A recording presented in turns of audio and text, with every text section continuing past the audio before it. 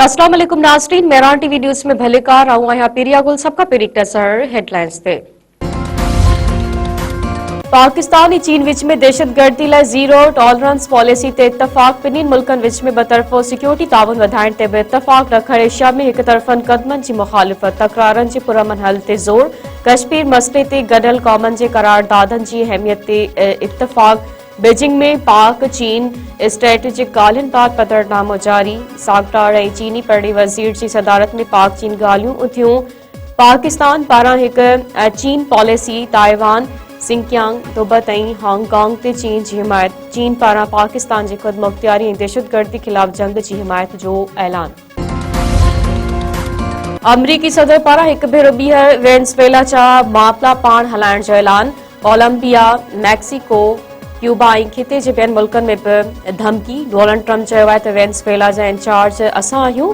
Colombia खे बीमार शख़्स पियो हलाए, हू घणो अरसो इक़्तिदार में न रहंदो। अमरीकी सदर वधीक चयो आहे त मैक्सिको निज़ाम दुरुस्त न कयो वियो त अमरीका खे कुझु न कुझु करणो पवंदो।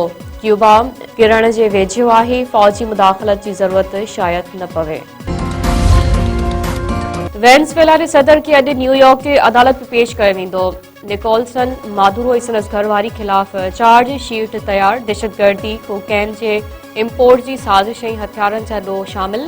चार्ज शीट में चयो पियो आहे त मादुरो मंशियाती नेटवर्क जी सरपरस्ती कई। मीडिया मूजिबि मादुरो जी घरवारी मथां माली ऐं इंतिज़ामी सहूलियतकारी जो इल्ज़ाम आहे। ॾोह साबित थियण ते मादुरो ऐं संदसि घरवारी खे उमिरि कैद जी सज़ा अची सघे थी।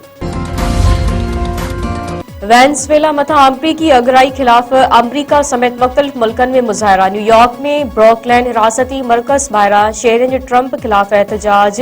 तेल लाइ रत नामंज़ूर ऐं वेनेज़ुएला जी आज़ादी जे हक़ में नारा। तुर्किया में बि शहरी वेनेज़ुएला मथां हमले ख़िलाफ़ रोडनि ते निकिरी आया। इस्तांबुल ऐं इनकरा में हज़ारे शहरियुनि जा एहतजाजी मुज़ाहिरा। स्पेन में शहरियुनि पारां अमरीकी सिफ़ारत खाने ताईं एहतजाजी रैली। ट्रंप ख़िलाफ़ नारेबाज़ी। भारत जे बि मुख़्तलिफ़ शहरनि में अमरीका ख़िलाफ़ एहतजाजी रैलियूं। नवाबशाह में गुजरा वाह खे घारो, कची आबादी ऐं ॻोठ पाणी हेठि। शहर मां निकिरंदड़ वाह खे कैंची पुल वटां 30 फुट घारो पइजी वियो।